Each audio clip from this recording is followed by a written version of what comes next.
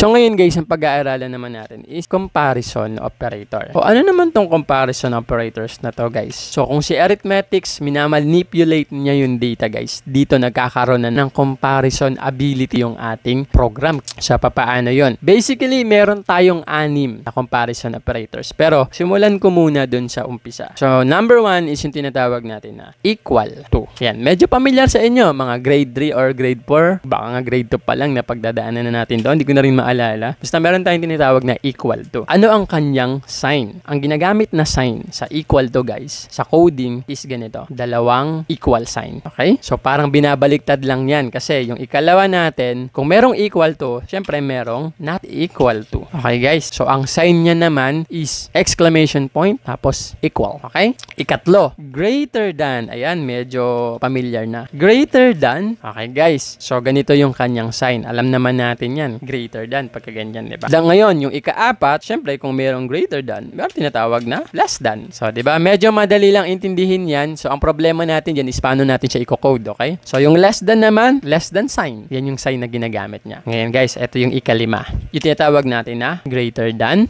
or equal to. Okay? Meron na tayong greater than or equal to. Ano yung sign na ginagamit niyan? Greater than or equal to. Yung pang-6, syempre kung merong greater than, merong less than or equal to. Ano yung sign niya? Less than sign at saka equals. So ngayon, susubukan na natin agad i-code, okay? Para doon ko na rin ipapaliwanag. So again, sisimulan natin guys dito sa una nating comparison operator, yung equal to. Pero bago ko simulan yung equal to guys, meron pa akong isang gusto kong tandaan ninyo. Since ang pinag-uusapan natin dito is comparison, parang ganito yung analogy niyan guys. Sasagutin tayo ng program natin using true or false. So, paano yun? Now, I want you to remember this. Pag ang sagot ni program is 1, that means true. Okay guys. Ngayon naman, kung ang sagot niya is 0, that means false. Tandaan ninyo yan, okay? Pag sumagot si program natin ng number 1, ibig sabihin true. Totoo yan. Pag sumagot naman siya ng 0, sabihin mali yan. Ganyang paraan tayo sasagutin ni program. Pag ang operator natin is comparison operator. So para makita ninyo yung example, simulan na natin. So again guys, dito sa loob ng ating main function, meron tayong mga given data, okay? And dahil sisimulan natin kay equal to, ganun pa din, okay? De-declare pa rin tayo ng variable. At ang ating data type is integer pa rin kasi number pa rin yung pinag-usapan natin dito. So, sabihin na lang natin na yung variable na gagamitin ko kay equal to is magkapareho ba? Para madali, magkapareho ba? Okay? Tapos, equals. Ano yung value niya? So, ganito guys. Kapag si n1, ano ulit yung sign ni equal to? Dalawang equals. Okay, ito. n1 equals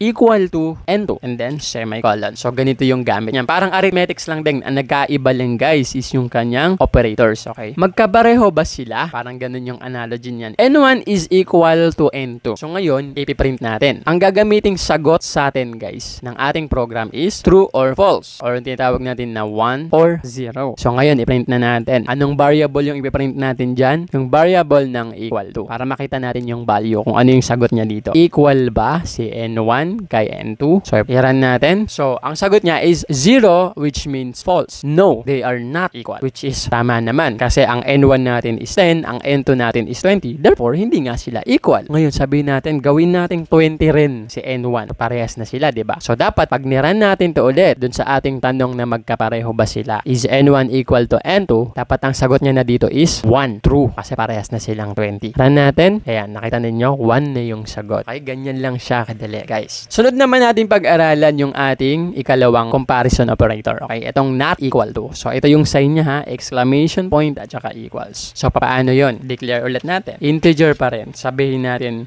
kaiba ba? Okay, ganyan na lang. Tapos, ano yung value? Si N1, yung operator natin, exclamation, tapos equals to N2, semicolon. Ngayon, palitan na natin yung ipiprint natin, yung magkaiba na. Magkaiba ba? Si N1 is not equal to N2. So, pag niran natin to, dapat ang sagot ay 0 or false. Bakit false? Kasi parehas sila hindi sila magkaiba. Magkapareho sila. Kung ang tanong natin is magkaiba ba, pag niran natin to, ang sagot yan is false. Para natin, so dapat 0. Nakita ninyo, 0 yung lumabas kasi pareho sila eh. Ngayon, kung gagawin kong 40 si N2, sabihin natin 40 na si N2. And then, iraran natin to, ang sagot na dyan is 1. True na. Bakit? Magkaiba na sila eh. Okay, iran natin. Okay, magkaiba na. Bakit Bakit magkaiba na? They are not equal, okay? Hindi na sila equal. Tandaan ninyo, ang equal, magkapareho, di ba? Pagka not equal, magkaiba, okay? Ng value. Okay, guys. Ngayon, gamitin na natin yung ikatlong operator, yung greater than. So, ito yung sign niya. Alam ko, familiar na kayo dyan sa greater than na sign na yan, okay? So, ganun pa rin. Magde-declare pa rin tayo ng variable. Integer pa rin yan. Ilagay na lang natin dito, mas mataas. Para medyo maintindihan natin ng mas madali. Equals, ano yung value niya? Si N1 ba is mas mataas, greater than N2? End of the statement. Okay? Yan yung magiging value niya. So, ngayon, ang ipiprint na natin na variable is yung mas mataas. Ngayon, guys, dito sa ating given data, kung ang gagamitin natin is greater than, sa tingin ninyo, tama ba yung sagot? 1 or 0? True or false? So, syempre, dito is false. Bakit? Si N1 natin is 20 lang, oh. Tapos si N2 is 40. So, pag tinong natin, mas mataas ba? Is N1 greater than N2? No. Okay? So, i-run natin. Dapat ang lalabas dito is 0. Ayan, diba? Ngayon, kung gagawin natin 200, N1, 40 lang sa N2. Pag nirun natin to, true na yung lalabas. 1 na. Kasi mas mataas na siya. Okay? The same thing goes, guys, kung gagamitin naman natin yung less than. Okay? Yung less than natin is ito, yung ika-4. So, ito yung sign niya. Less than sign. So, napaka-basic ng sign. Alam na natin yung elementary pa lang. Integer. Sasabihin naman natin yung variable na gagamitin ko dito mas mababa. Equals. Ano yung value niya? Kapag sa N1, less than sign, less than kay N2. I-run natin, okay? So, palitan muna natin yung variable, mas mababa na yung ipiprint natin. So, ngayon, ganito yung parang magiging structure ng tanong dyan. Si N1 ba ay mas mababa kay N2? True or false? False. Kasi ang taas ni N1, guys, so 240 lang sa N2. Okay, in this case, hindi pwede na less than si N1. So, pag niran natin to, 0 ang sagot niya dyan. False. Salan natin. Ayan, diba? 0. Ngayon, kung gagawin natin 400 si N2, mas mataas na siya, diba? So, kung tatanungin natin, mas mababa ba si N1 kay N2? Is N1 less than N2? Yes. 200 lang si N1. So, pag niran natin to, ang lalabas dyan is true.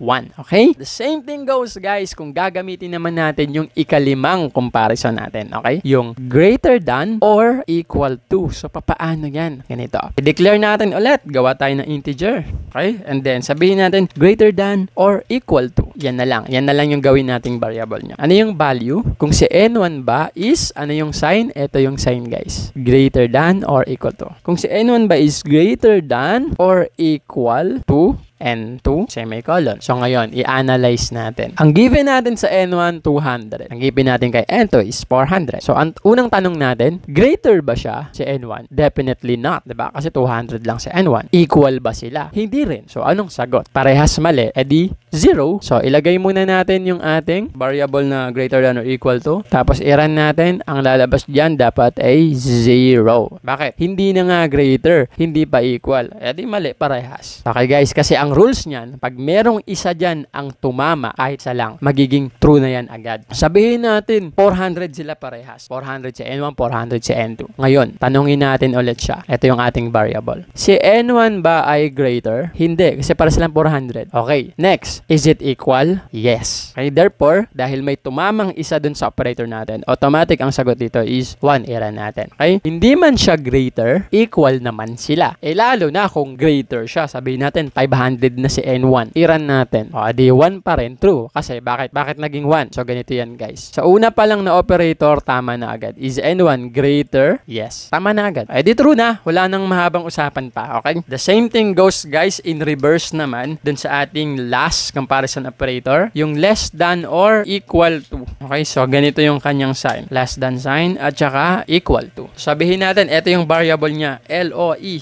Less than or equal to. So, ano yung value niya? Is N1 less than or equal to N2? Mas mababa ba or equal siya kay N2? So, balikan natin yung ating given data. Okay, guys. Ito yung data natin. Palitan muna natin. Siguraduhin na natin. Baka makalimutan ko. Yung ipiprint natin ngayon is less than or equal to na. Ito yung data natin. 500. Si N1 ba is mas mababa? Hindi. 500 nga siya. 400 lang sa N2. Okay? Equal naman ba sila? Hindi rin. So, false na agad yan. Pag niran natin yan, 0. true. Okay? Pero kung gagawin kong 500 din si N2, parehas na sila, di ba? Iraran natin. Si N1 ba ay mas mababa? Hindi. Equal ba naman sila? Oo. Okay. Di ang sagot is true. Okay? Yes, tama yan. Ngayon, sabihin natin, less than na si N1. Sabihin natin, 50 na lang si N1, guys. 50 na lang siya. So, ulitin natin yung tanong. Si N1 ba is less than? So, dito pa lang tama na agad. So, wala nang mahabang usapan. Pag nira natin yan, true na agad yung sagot niya. So, yan yung ginagawa, guys, yung tinatawag natin na comparison operators. So, ngayon naman, pupunta na tayo kay logical operators. Okay?